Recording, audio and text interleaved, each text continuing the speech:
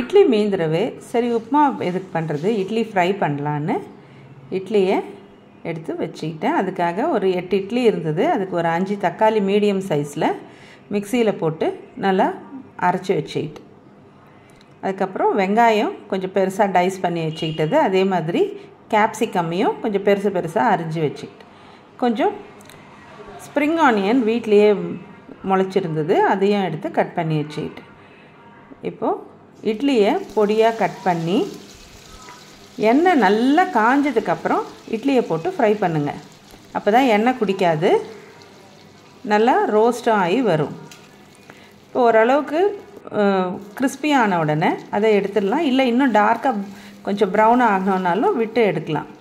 இப்போ இந்த மாதிரி பொரித்து எடுத்து அதை வச்சுட்டு அந்த எண்ணெயிலேயே கேப்சிகம்மை போட்டு ஒரு 2-3 கலர்னிங்கன்னா போதும். அந்த சூட்டுக்கே ஒரு அரை வேக்காடு வெந்துடும். உடனே எடுத்துருங்க, அப்போ தான் கிறிஸ்பியாக இருக்கும். இல்லைன்னா ரொம்ப வெந்து போன மாதிரி இருந்தால் அவ்வளோ சாப்பிட நல்லா இருக்காது. இது எடுத்த உடனேயே அடுத்து அதே எண்ணெயில் வெங்காயத்தையும் போட்டு அதே மாதிரி ஒரு 2 வதக்கி எடுத்து வச்சுருங்க. சைனீஸ் ஃப்ளேவர் வேணுன்றவங்க கொஞ்சோண்டு அஜினோமோட்டோ வேணால் இந்த ஸ்டேஜில் போட்டுக்கோங்க. அப்படி இல்லைன்னா அப்படி போடலைனாலும் இது நல்லா டேஸ்டியாக தான் இருக்கும். இப்போ இதை எடுத்துகிட்டு பொடியாக நறுக்கின பூண்டு, எண்ணெய் வேணால் கொஞ்சம் குறைச்சிட்டு அதில் பூண்டு போட்டுடுங்க. எல்லாமே இப்போ வறுபட்டுட்டதுனால இதுக்கு இன்னும் எண்ணெய் தேவை கிடையாது. அதனால் இந்த தக்காளி கொதிக்கிறதுக்காக மட்டும் எண்ணெய் இருந்தால் போதும்.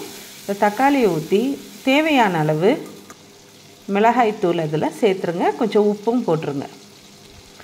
போட்டு நல்லா கொதித்து அந்த எண்ணெய் பிரிஞ்சு வந்ததுக்கப்புறமா இப்போ அந்த ஃப்ரை பண்ணி வச்சுருக்க இட்லியை இதில் ஃபஸ்ட்டு போட்டுருங்க. போட்டு அந்த டொமேட்டோ ஃபுல்லாக அதில் அந்த மிக்ஸ் ஆகிற மாதிரி கலரி விட்டுட்டு, இப்போ வதக்கி வச்சுருக்கிற வெங்காயம், கேப்சிகம் இது எல்லாத்தையும் போட்டு நல்லா கலரி விடுங்க. ஃப்ளேம் இப்போது மீடியமோ இல்லை லோ ஃப்ளேமில் கூட வச்சுட்டா போதும், சூடு ஏறுனா போதும். போட்டு கலரிட்டு இப்போது இந்த பொடியாக நறுக்கி வச்சுருக்கிற ஸ்ப்ரிங் ஆனியனையும் இதில் சேர்த்துருங்க.